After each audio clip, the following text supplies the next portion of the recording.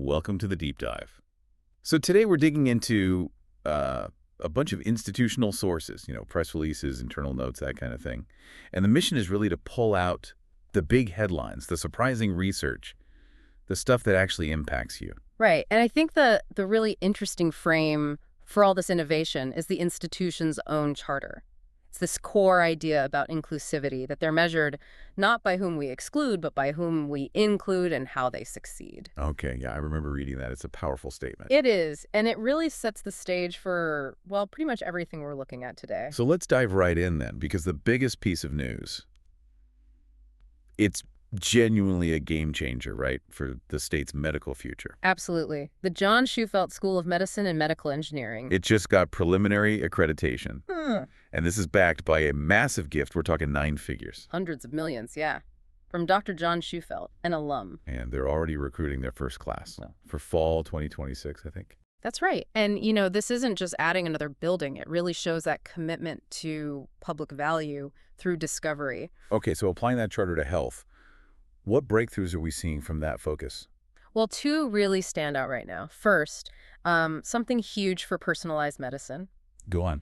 Researchers have developed a new cancer test, but it doesn't just diagnose, it actually predicts how fast a specific cancer is likely to grow. Okay, wait. Predicts the speed.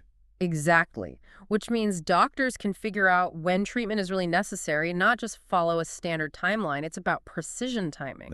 Wow. That's incredibly specific. What's the second one? Speed again, but this time for diagnostics. Get this, a new tool that uses just a single drop of blood to quickly, reliably, and importantly, affordably detect several major illnesses. Like what? We're talking COVID-19, Ebola, AIDS, even Lyme disease. Hold on, Ebola.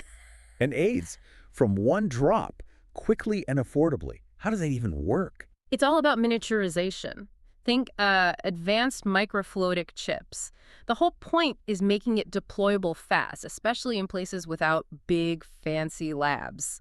Maximizing that public value. Okay, that makes sense. Getting diagnostics to where they're needed most, that's pretty incredible. Yeah. But the innovation isn't just biological, is it? There's some really interesting tech stuff, too, like robodogs. Yeah, AI-enabled robodogs, they're being tested for search and rescue in really dangerous spots. And guiding visually impaired people, too. That's another application, yeah. Helping navigate complex environments like city streets. And sticking with AI, there's also something happening in cybersecurity. Right. They're developing an AI tool designed to basically think like a top-tier cybersecurity expert. To stop hackers. To stop hackers in real time, making those split-second expert decisions. But also, and this is clever, it's being designed to help train new human cybersecurity pros. Like a super advanced sparring partner. Okay. But my favorite, the real whoa moment for me in these sources, was actually looking back in time, way back. The anthropology discovery in Ethiopia. Yeah, that's fascinating. They found fossils that kind of mess with the simple straight-line story of human evolution we usually hear, right? Pretty much.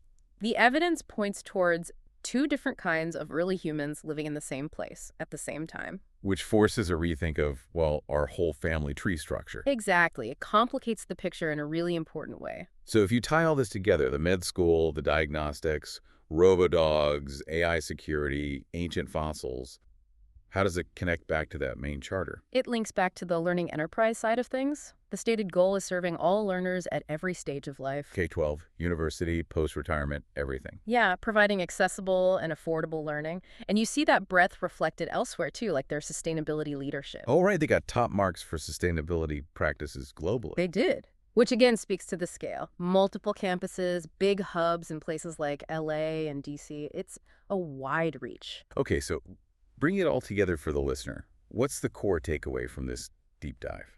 I think the sources clearly show this dual focus. On one hand, you have really rapid, high-tech, complex innovation pushing the boundaries in research. Like the diagnostics and AI. Right. But on the other hand, you have this unwavering commitment right from the charter level to making sure the benefits in the learning are broadly accessible. Inclusion is key. So innovation and access, basically.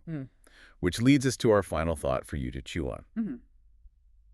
Given these new diagnostic tools, remember, the ones needing just a single drop of blood that are fast and affordable, and given that commitment to serving learners at every stage of life, Okay. how might these kinds of technologies fundamentally change who gets to access, who gets to learn, and who really benefits from advanced medical knowledge over, say, the next 10 years? That's a really interesting question. As these things move from the lab out into the real world, Something to think about.